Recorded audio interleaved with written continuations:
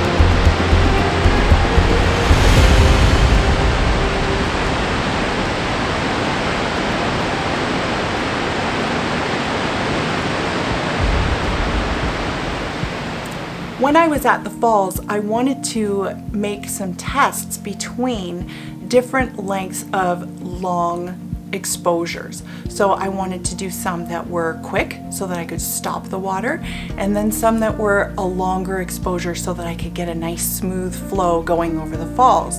And that's where this neutral density filter really came in handy.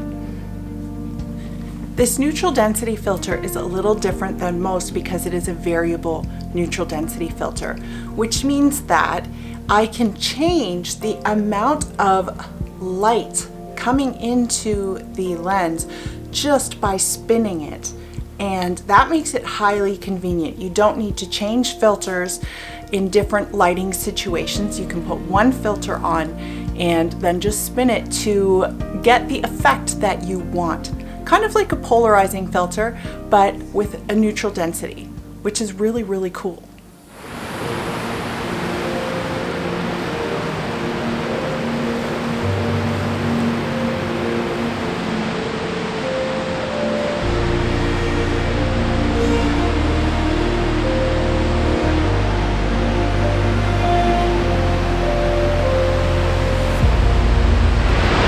Made it down to this part of the falls that I absolutely love.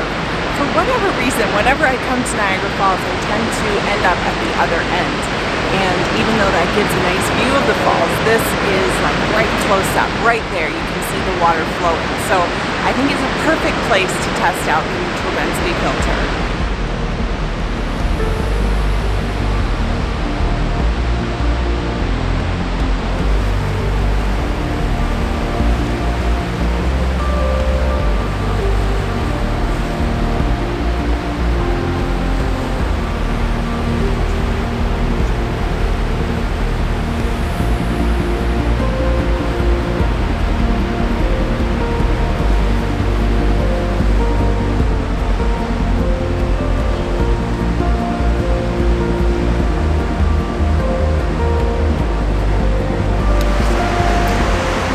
find the best spot to test out this filter, there is one spot in particular that is so neat. The water flows really quickly and you're right on the edge, but that's where all the people are. So I've managed to take a few images there, but there really wasn't any way that I would have elbow room to do a demonstration or to show you what I was doing.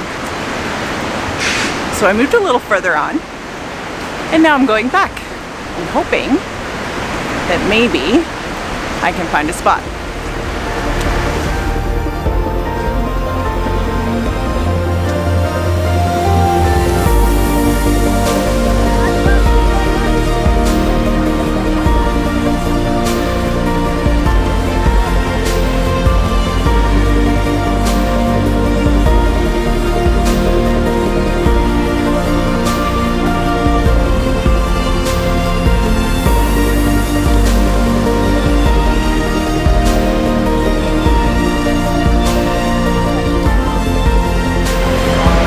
Okay, I found a spot and I'm just gonna do this right in front of everybody.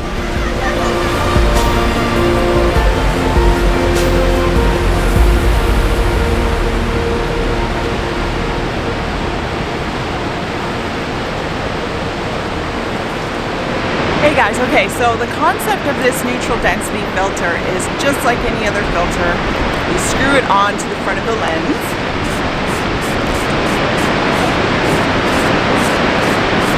For this one, because it's a neutral density, what it's doing is it's reducing the amount of light coming into the camera, which is absolutely fabulous for today because it's very, very bright. Now, the difference with this one and another neutral density filter is that it spins just like a polarizer. And what happens when I'm spinning the neutral density filter is that it's changing the amount of light coming in. So it's going from less light to more light. And so it's very, very handy. I can just spin it until I get the effect that I want.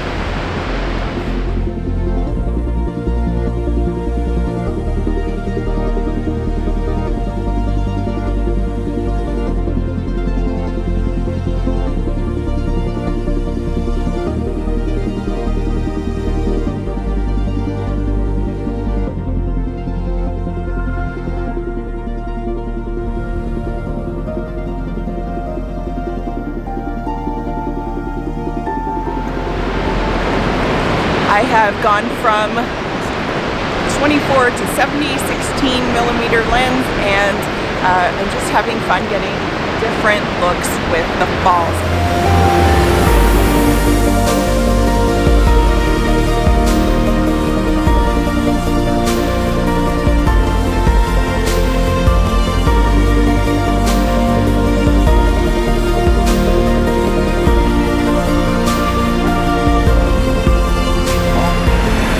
I love all the snow on the rocks beneath.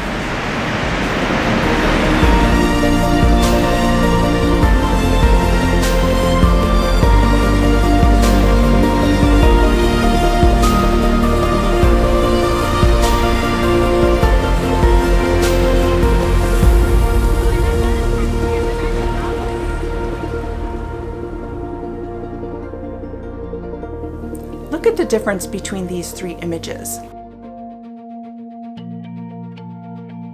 One was with the neutral density filter spun so that the most light could be let in through the lens.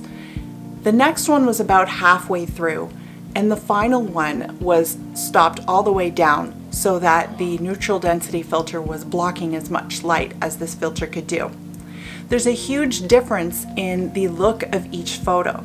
The first one is sharp with the water just kind of caught in motion. And then the second one is a bit smoother, and the third one is a lot smoother.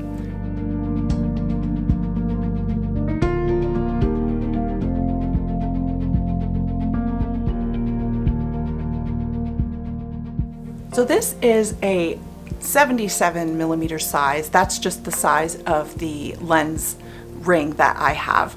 And it's an ND2 to an ND32. So how did this variable neutral density filter hold up on location, and now that I've seen and edited my images? Well, I'll tell you. First, let's go with the maybe cons, okay?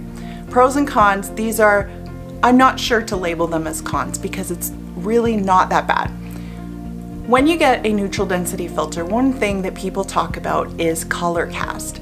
Now, there is a slightly different color, slightly more green in the images that I took with this neutral density filter as opposed to the ones that I took without it. I'll show you the comparison.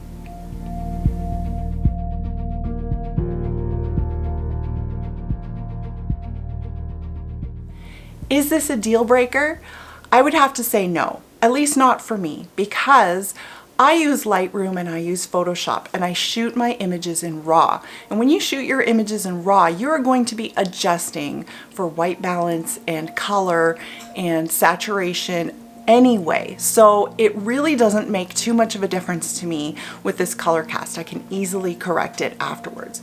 You could also attempt to correct it in camera before you even take an image by adjusting your white balance beforehand.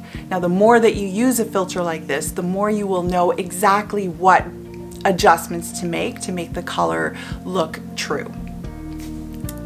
Second of all, there was a slight vignette with one of the images that I took at 16 millimeters. That is a very, very wide angle lens. This filter is a little bit thick. If you can see that there. It's got a bit of width here. So what that means is that when I'm at the widest angle lens, you see a bit of a dark ring on the outside corners. I'll show you that image here.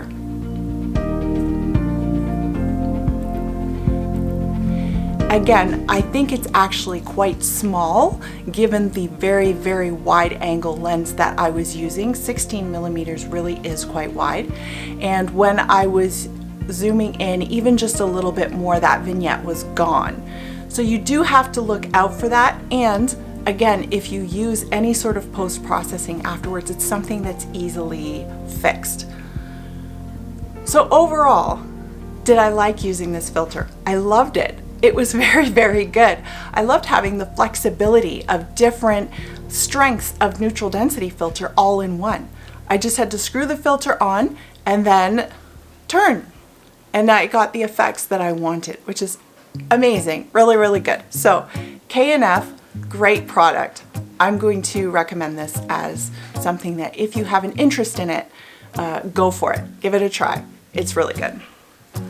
Okay, coming up, I want to share with you that I've started a blog, not a vlog, a blog on my website called Rachel's Notes.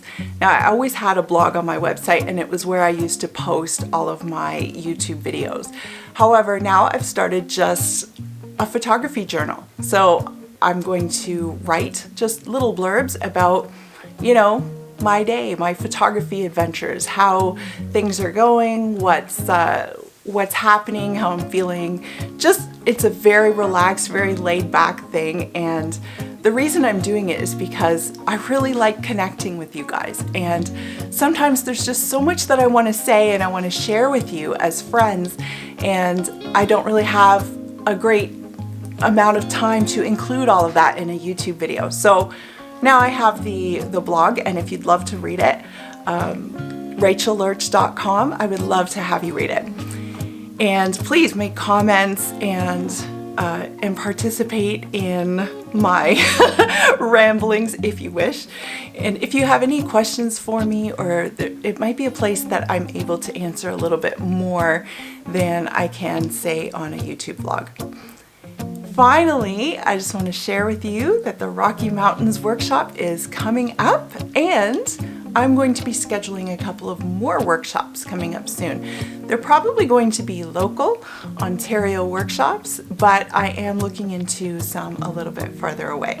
So Rocky Mountains, I have 3 spots left, but I have to warn you, there have been quite a few people inquiring about it, so I'm not sure how long they're going to last. If you'd like to come along, please check it out. Again, it's on rachellerch.com, my website. I would love to have you there. We're going to have a great, great time. And thank you so much for coming. We'll see you later. Bye, guys.